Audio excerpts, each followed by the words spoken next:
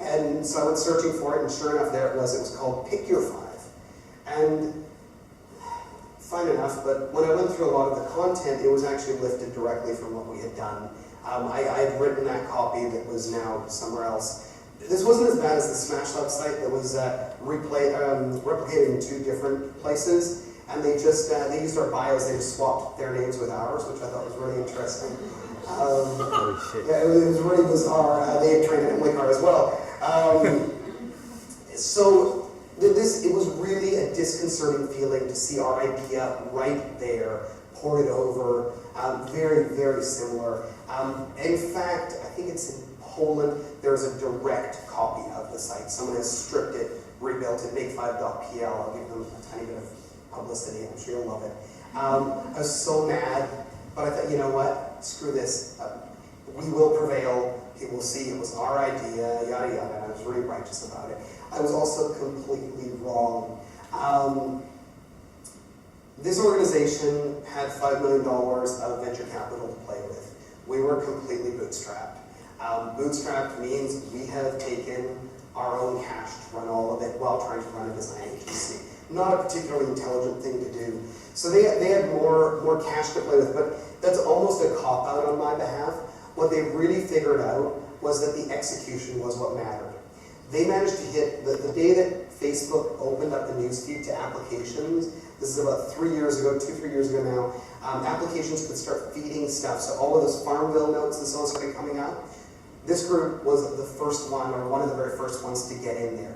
And as a result, they went to 35 million users within about 3 weeks. That was a very, very difficult time. I would go home and often put my head into a pillow and say nasty, nasty things. Actually, that's an incredible lie. What I really did is I cried in the pillow. But I didn't want to kind of say that. It seems so pathetic. Again, what they did from here is they killed that project, ostensibly used growing a community of 35 million users, and started a new thing. They copied the Groupon model. And recently they got $175 million of funding from Amazon to do that. What? This isn't sour grapes. This is a really important life lesson. It is not about the idea. If you look around, there are plenty of list-generating sites out there. We were not the first. We wanted to feel like we were, but we weren't. They really rocked the execution, and we thought a better idea would get us further along. They did something that was lighter, more portable, better integrated into a tight network that everyone was already using. We tried to build a beautiful artifact.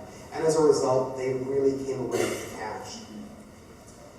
I think you all think that ideas are the important part. I think when you go in, because everyone does. My dad would tell me these things. You know that guy who came up with Velcro? He's got a lot of money now. He didn't actually say it like that, but that sort of idea. If you have that great idea, you will sell it in Canadian Tire, make gobs and gobs of money, and you'll be fine. The problem in my mind is that the real test is on execution. And you can do almost anything. I don't mean like, I can't be a brain surgeon, that would be a really, really bad thing. But most things you can figure out, or in some lighter fashion do. You can run a marathon, you can write a book, you can start a company, you can do any of these things. The question is whether you are built to do that and whether you're willing to put in the time it will take to get there. Are you funded properly? And I don't mean this just from a startup standpoint, but if you're going to go out and be a painter, do you have a way to get cash along the way? Because at a certain point, you actually want to have some cash. Do you love this idea enough that when the next idea comes along, you're not going to drop it immediately? Because when you look at it, there are a lot of people who have great startup ideas that never see the light of day. There are a lot of people who have great ideas for painting they're going to do that never, ever happens. And more than that, are you willing to stick with this one idea for the next several years of your life? You know, at what point are you going to get sick of coming in every day and looking at this thing? Hustling is a funny thing. When we started our business, I saw it as a method of liberation. We could get out of the drudgery of the 9-to-5 jobs we were in, or actually mine was a 4:48 to 12:17 job. I think that was the time that I was allowed to work. Really literally, we had started at 4:48 and we had to finish at 12:17. I would go by the newspaper that I worked at on, I think it was Sunday nights or Saturday nights just before I had to go back in. And and look at the door because it was great motivation to go back and bust my ass at home because I so desperately didn't want to go and build obituaries and real estate ads at the local newspaper any longer. It was that soul-sucking. So we thought we could build this company. At the time, this was right when the dot-coms were, it was the last hurrah of the first stage of dot-coms. It was right before the bubble burst. And it seemed like people were making gobs and gobs of money, doing things that didn't seem that hard to do. And so we thought, it'd be great to have, a few $1 million floating around and not work. That would be wonderful. So we started our company.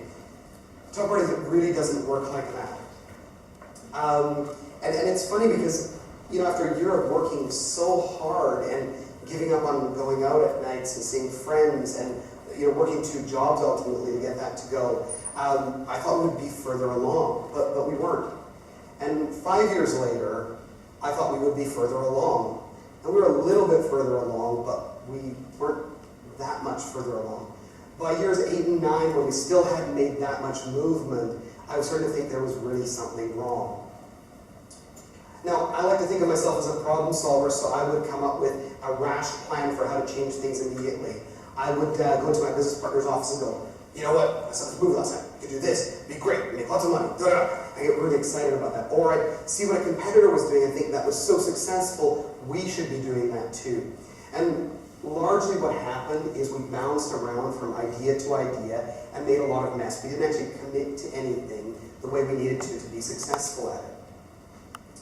I think the root of this is Facebook success.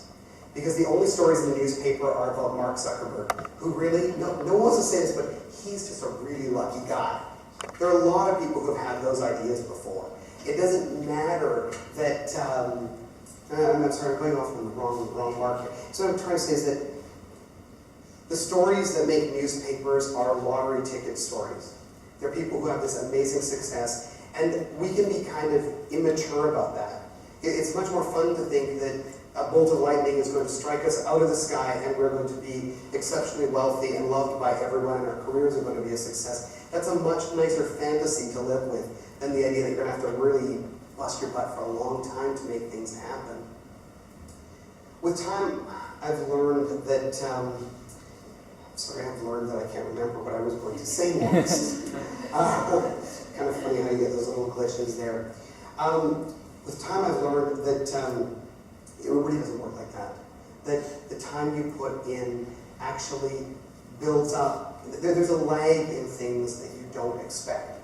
So, first of all, those organizations that were wildly successful, a few years later, often would crash. People I met that seemed like the great next business success or this great new thing, often it turned out it was smoke and mirrors. Similarly, when competitors had these great ideas that I wanted to copy, often when I met them, I found out that they hadn't been as successful as they thought it would be. There are a lot of these spots where we would find out 3 years after something we did that had been successful. So people would say, those cards you sent me 3 years ago, I love that. The sales cycle for design is really strange. We recently sold a fairly large project to a client I met in 2004.